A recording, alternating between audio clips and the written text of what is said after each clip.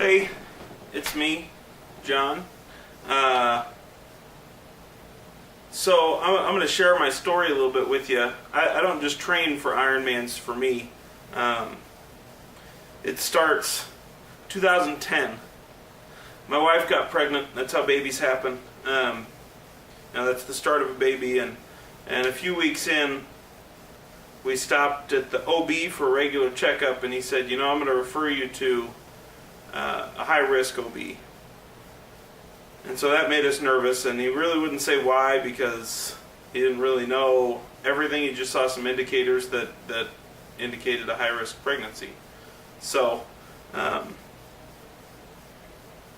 we went to the high-risk OB, and the doc took some more ultrasounds, and he said, a lot of these indicators look like stuff we see with Down syndrome. And so from there we did what's called a fish test. And the fish test, I'll show you the picture in a little bit. It essentially pulled his DNA, looked at it, got down on a chromosomal level, and found all three of his extra chromosomes. This one, the top one here, shows us that from the med center, thanks guys, this one shows us that he's a boy. It's got the X and Y's, and if you see right there, it says XY, you're a boy. The bottom one here is the DNA probe. The 13 is one of the chromosomes that can triple up, and the other one is 21. If you look down here a little bit, it's hard for my camera to focus on it, but you see 3 red dots and 2 green dots. That means there's 2 13th chromosomes and 3 21st chromosomes. I mean, how cool is that? So we knew that Carson had Down syndrome pretty early. It was like 16 or 20 weeks or something. And we decided that there wasn't an option other than keeping him and loving him as much as we could. So 2010, he was born on November 25th. It was Thanksgiving, and my wife didn't believe me that she should probably go to the hospital. Long story, maybe for another time. Fast forward a few years to February of 2015. With the Down syndrome, Carson had a pretty high pain tolerance, and he was verbal, but he was only 4, so he wasn't super verbal. His communication skills weren't great. So he couldn't really tell us how bad he was hurting, and he didn't know how bad he was hurting. One day, it was a Wednesday, Julie said she was a stay-at-home mom at the time, and he just wasn't feeling good.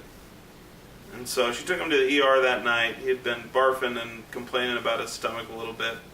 And she took him to the ER, and they came home about midnight, and Julie asked me to run back up to the hospital. They had forgot the one more barf tab. Just in case he started to barf again, we'd give it to him and he would quit barfing. But he was relatively not barfy. And so I ran back up and I did that and came back, and Julie was tired, so I let her sleep. And I snuggled with Carson on the couch all night. And every 45 minutes or an hour or so, he would kind of fidget and squirm and fuss and tell me that his tummy hurt, and then he'd go back to sleep. So I didn't think a whole lot about it because he always went back to sleep and just relaxed. But we snuggled all night, hanging out on the couch, and the next morning, Julie and I kind of traded places. Thursdays are my day off, and it was a Thursday morning, the 12th, so I went and I laid down in bed, and I said, you hang out here, I'm going to go take a nap, and then we'll get on with our day. And she noticed that he had almost no color. He was super pale. So she called the doctor right away, and while she was waiting for the doctor to call back,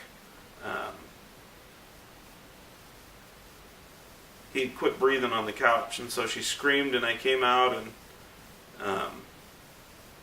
I immediately started doing CPR, and she called the ambulance, and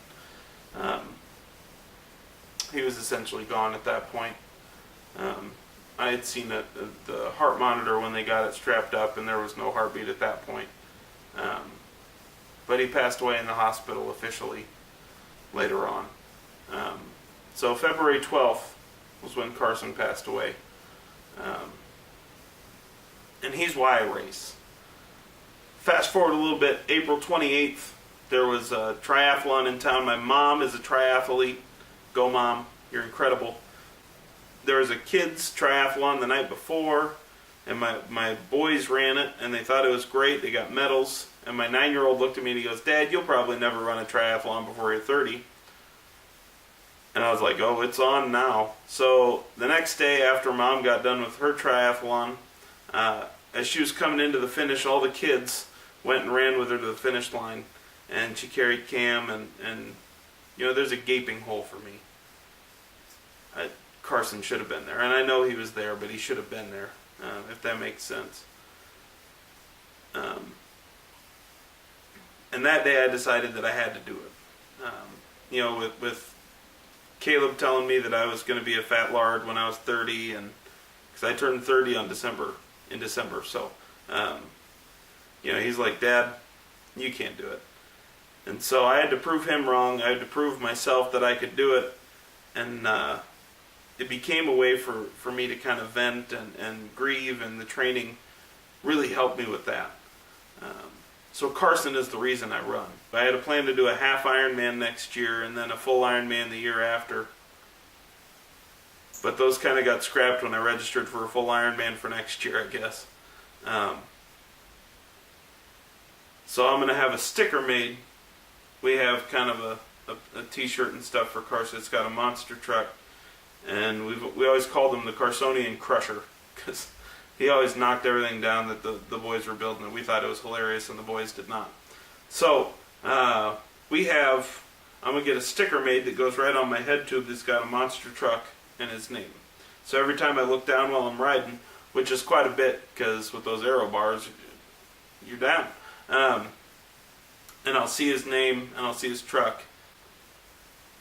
But then I got to the point, I said to my wife, I said, well, why would I only race for him? You know, we have friends that have lost children too. Why wouldn't I race for those guys? And then it hit me. Team Crusher. This is where you come in. I want to make Team Crusher. I would rather there be nobody on Team Crusher.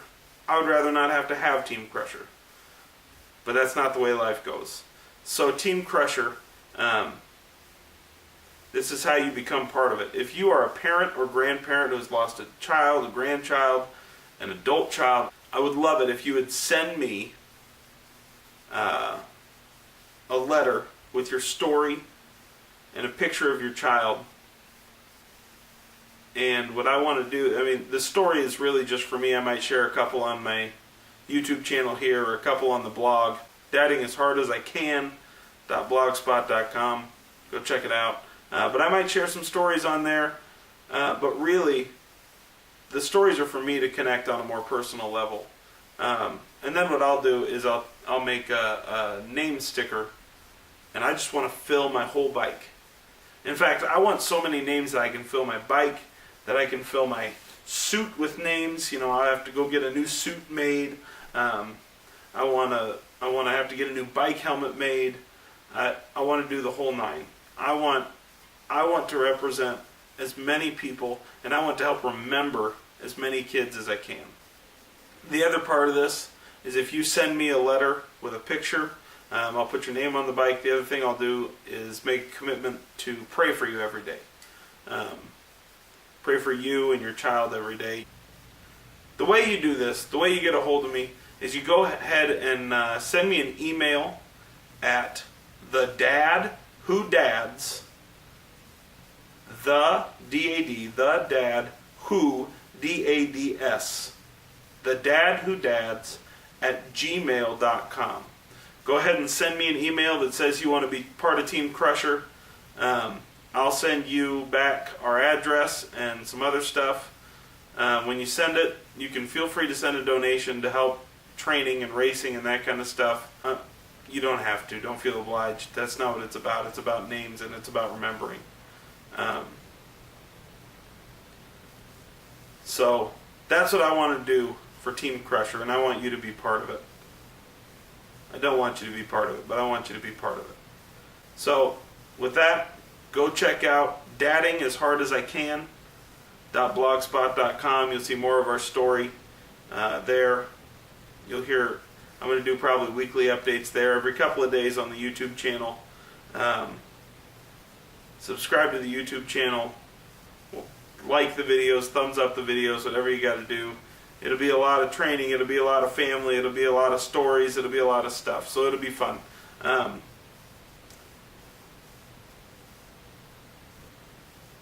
There you go. I just want to help remember. It's nice when somebody else remembers, you know.